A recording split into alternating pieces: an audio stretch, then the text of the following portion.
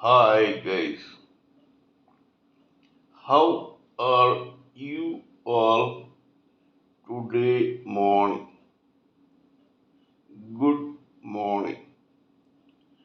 Today is 30th October 2023. My name is T.S.V. Raghavan and I live in Chennai, Tamil Nadu, India. This is my spiritual vlog on YouTube. Hardan, Hardan, Hardan, Haribol, TRSV, Nectar, NECTAR, Nectar. In this particular vlog, in all my previous videos, we have been discussing about the knowledge and information that we have gleaned through the study of spiritual books, scriptures, contemplation on the material universe, and meditation on the spiritual universe. This particular video in this vlog is no exception to that rule. In fact, it is a mere continuation of all that we have been doing in all my previous videos. So let us continue with the topic of discussion for today's video. Kindly subscribe to this vlog and press the bell icon so that I may keep reminding you of all my previous, present, and future videos.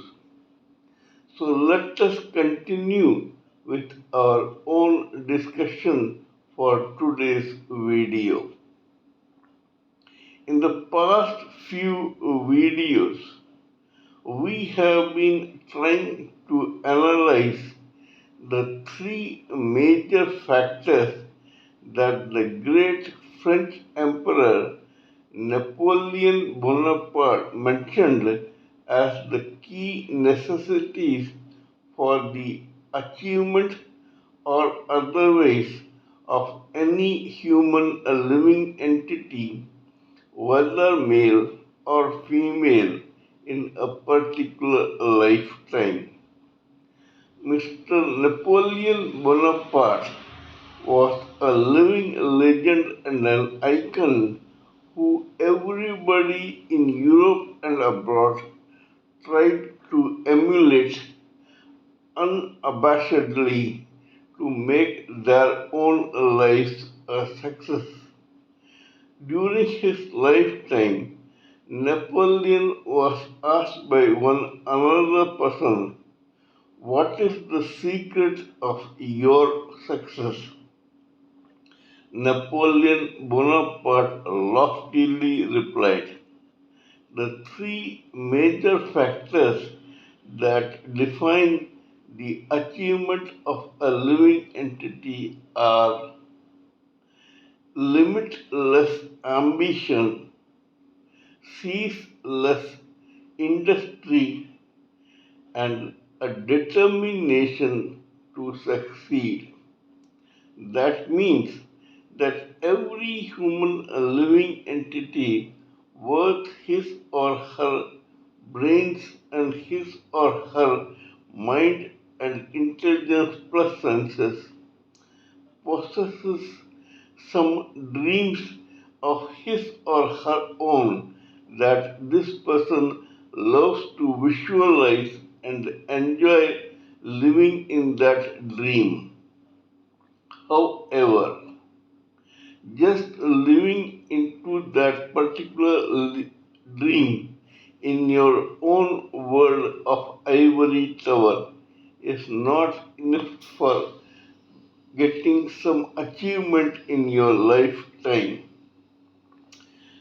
Usually, every human living entity or the average human living entity loves to live in his or her lofty trance or dream all his or her life and thus feels that he or she has become a king, an emperor, a politician, a doctor, an engineer, a monk, a scientist, an artist, and so on, according to his or her tastes, preferences, whims, and fantasies.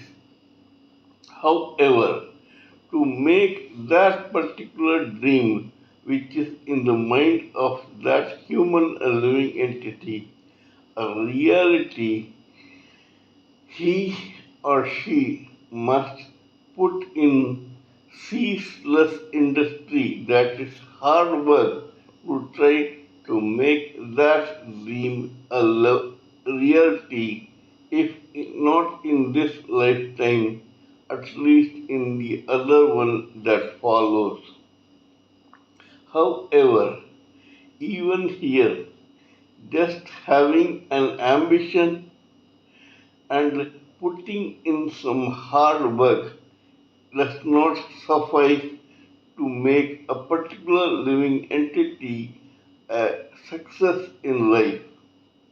He or she needs a steely determination to put his or her effort to that particular purpose which will make him or her achieve his or her dream.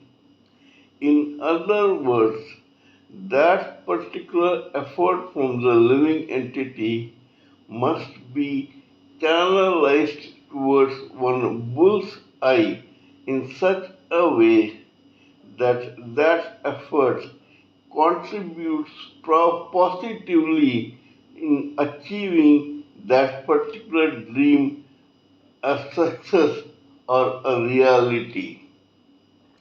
This is exactly what Swami Vivekananda has said. Arise, awake, sleep not till the goal is reached. Unless and until a living entity focuses on his or her goal and strives to achieve it, he or she may not be able to succeed in fulfilling his or her dreams in any lifetime or any future lifetime. That focus towards the bull's eye is absolutely necessary to fulfill a particular dream. Now, for this, we would like to refer to an apocryphal story or a mythological story from the Mahabharata, the great Hindu epic, which is so famous in the Hindu religion and all around the world. Here there was a teacher of martial arts called Acharya Drona. This Acharya Drona was adept in the use of all martial weapons, both which were called astras and those which were called shastras in Sanskrit. Shastras are kept by a person in his or her limbs and used while fighting hand to hand combat, whereas astras are weapons that are flung by the same warrior on the enemy force so that it could attract that person with force. Astras include arrows, bullets, bombs, missiles, etc. Now, Acharya Drona was given an assignment to train the great Kaurava and Pandava princes of Hastinapura in martial arts. He did that. He did that to the satisfaction of the grandsire of those Pandava and Kaurava princes, Bhishma Pitamaha. Now, one day during this course of teaching these martial arts, Acharya Drona took these princes to the jungle for a practical training. Here he hung one clay pigeon at the top of one of the branches of a huge tree, told these Pandava and Kaurava princes to concentrate on the left or right eye of that clay pigeon and shoot their respective arrows on them one by one. These princes agreed enthusiastically.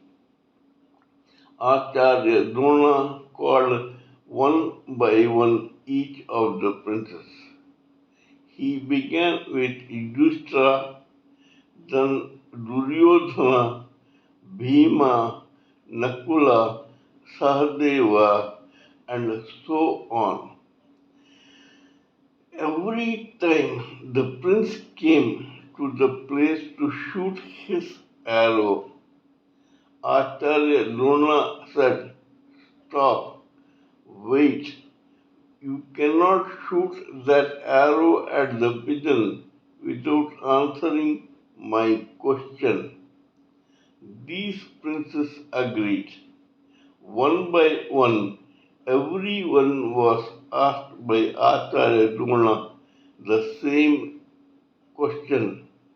He allowed these guys to mount their arrows on their respective bows and then look at the pigeon in the branch.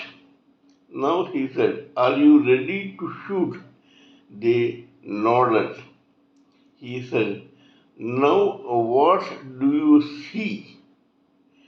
Every one of them replied, "I see the tree, its branches, the bird, you, my own cousins, this huge tracts of land, the vegetation around, the sky, and so on."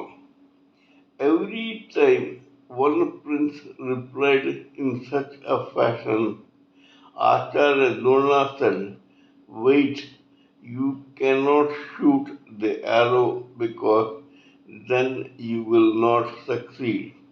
So please stop." When it came to Arjuna, the third prince among the Pandavas, Acharya Drona asked him the same question when he mounted his own arrow on his bow. "Are you looking at something?" he said when this boy looked up. Arjuna nodded. Now Acharya Drona said, "Please tell me and your brothers, what do you see now?" Arjuna loftily replied, "I am just looking at the left eye of this clay pigeon." Acharya Drona sighed, smiled, and nodded. "Go ahead, my son, and shoot." Arjuna complied. He was the only prince who Acharya Drona had agreed to shoot that arrow, or ordered or accepted him as a shooter of that arrow on the left eye of the bird. All others had been denied the permission to shoot their respective arrows. Arjuna, for the first time, shot his own arrow, and it pierced the left eye of the bird. Acharya Drona said, "This is what I was expecting from all of you princes. I have enough clay pigeons with me to hang on the branch. If any one or all of you had shot that arrow and pierced one of the eyes of the clay pigeon, but none of you qualified for that role just because you lacked the particular focus to shoot that arrow. That black eye of the clay pigeon was your bull's eye. Unless and until you concentrate on the bull's eye, you cannot shoot an arrow or a bullet, as the case may be. Because if you do not do that, it will get misfired and will not hit the actual target. It may actually hit some innocent bystander or a tree, or may fly into the air and land somewhere else. Only when you can concentrate on the bullseye can you shoot your arrow to perfection. This is what Napoleon said in so many words. A determination to succeed gives you an idea of your own bull's eye and purpose in life. When you get that bull's eye or purpose in life, you start concentrating and focusing on that particular bull's eye. When you do that and you put in your own limitless industry or ceaseless industry, then when you shoot your own effort or energy or channelize it towards that bullseye, which is nothing but your own dream, you are certainly going to succeed, if not today, then tomorrow. This is one lesson that every human living entity, whether male or female, who is viewing this video must learn. We must always channelize our own energies towards our main purpose, which is the bull's eye in our own lifetime.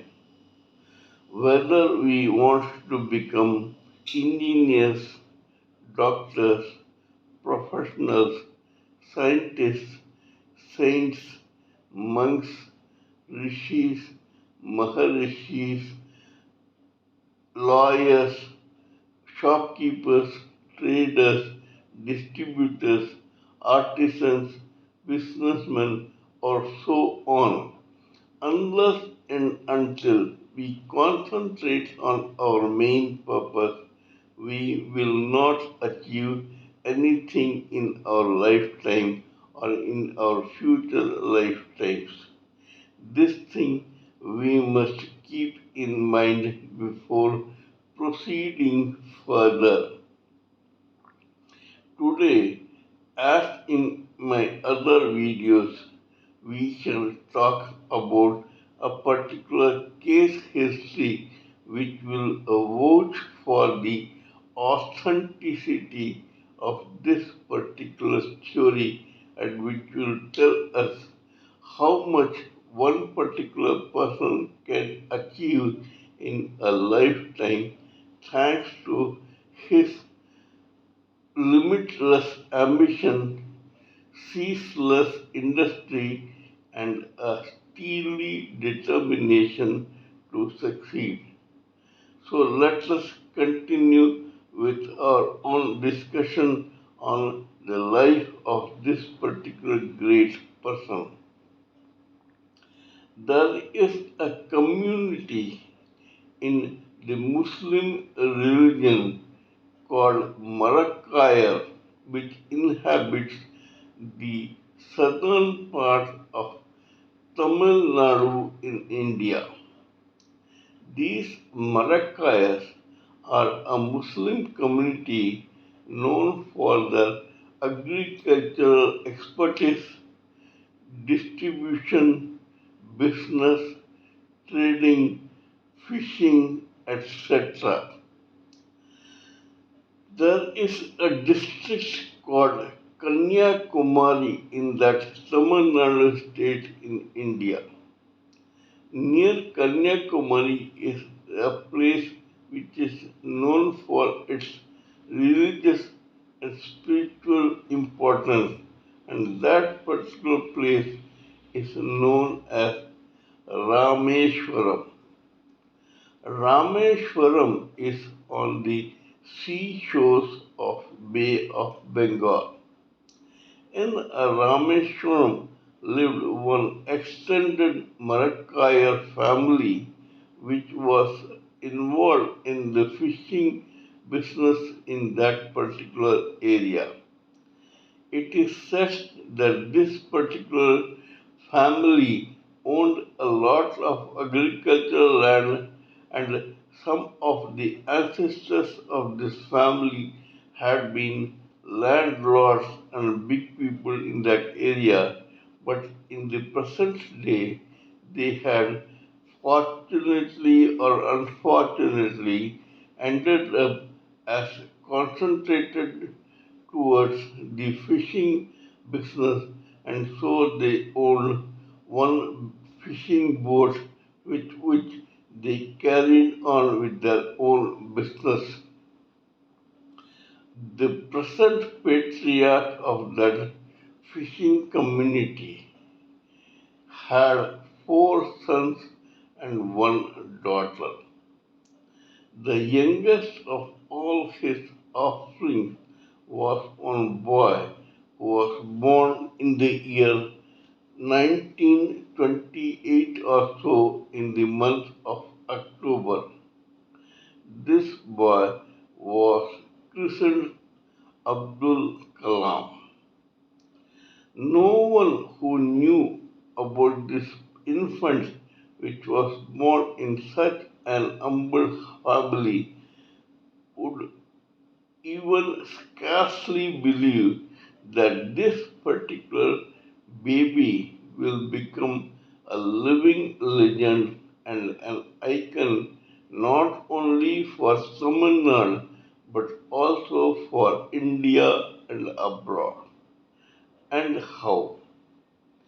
This boy, Abdul Kalam's full name was A.P.J. Abdul Kalam. This became the full name of this young boy. This boy began his schooling in the same Rameshwaram area where he was born and brought up. Though he was only an average student, the teachers in that area found that this boy was very bright and enthusiastic about learning skills and knowledge for his own cerebral betterment. The teachers of that particular area and his own school were quite impressed by this quality of this small boy called Abdul Kalam. They encouraged him to study further. This boy slowly completed his schooling in Rameshwaram and then enrolled in a physics or engineering college in some of the reputed schools colleges in Tamil Nadu. Here he graduated in nuclear engineering, physics, etc. We shall take a detour here. The life of this boy called Abdul Kalam shows a particular limitless ambition to make it big and to come out of his shell in which he was born in that fisherman family. This boy wanted to do something extraordinary on the cerebral side. Though an average student, this boy somehow graduated into becoming a successful physical and nuclear physicist and engineer. Because of his qualification and brightness, he got jobs in various labs and installations which were owned by the government. These included places like Manali and Kalpakam in Tamil Nadu and Sriharikota in Andhra Pradesh. This boy was essentially a nuclear physicist. He joined the Defense Department of the Indian government. Actually, this boy wanted to become a pilot, but due to circumstances, he could not succeed in becoming a pilot, and so he joined the Air Force of the Defense Department of India. Here he showed his true promise and was acknowledged for his sheer brilliance by his own peers.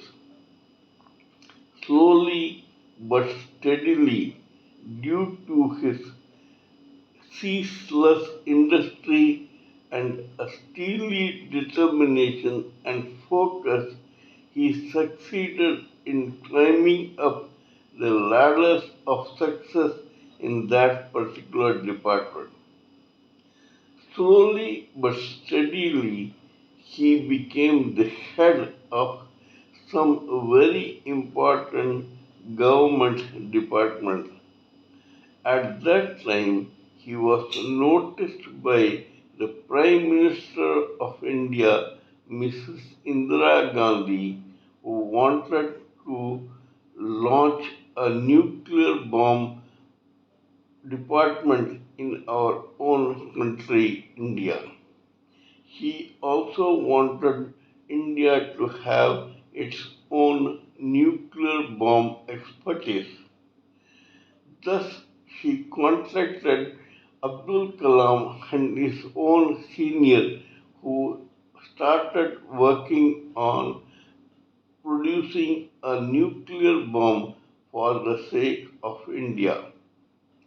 In the year 1974, they were successful in doing so and they made the first nuclear bomb blast as a trial in a place called Pokhran in the state of Rajasthan in India. Many foreign countries, especially United States, was baffled by this. These people never expected that India could achieve such something which was considered by them as next to impossible. Dr. APJ Abdul Kalam, as Abdul Kalam was now called, was from the Malakkayar Muslim community. The nearby country of Pakistan is an Islamic country. Now, when they came to know about what Abdul Kalam did for India, both NASA in America and the Pakistani government were interested in luring Abdul Kalam to their own fold. Neither succeeded by bribing, threat, invitation, or any other way.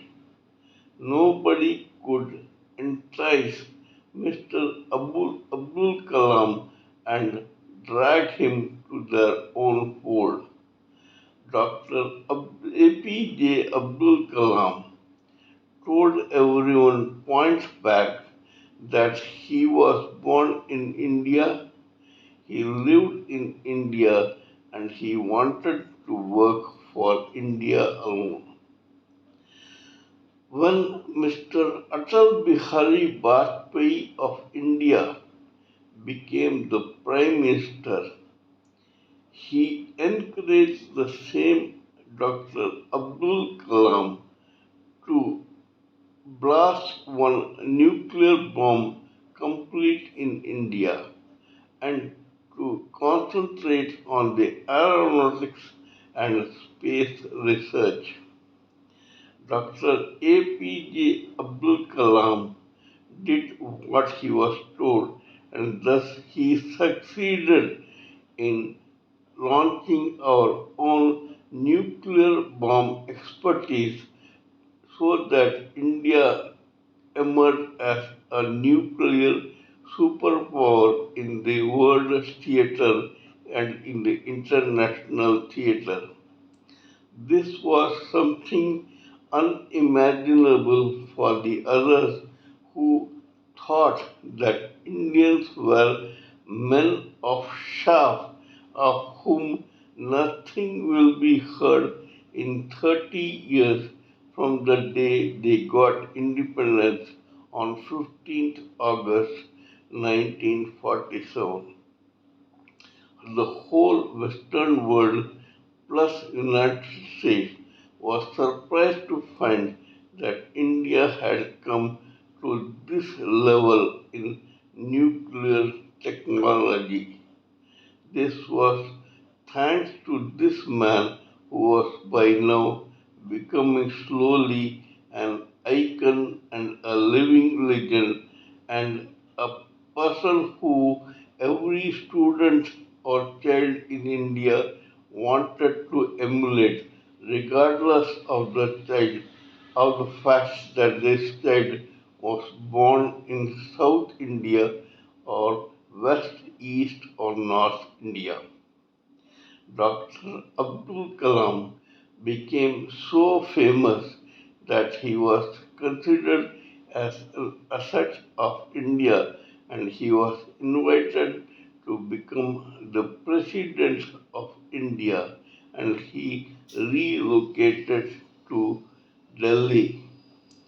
This guy remained a bachelor all his life and he wanted to concentrate only on his own mission and purpose.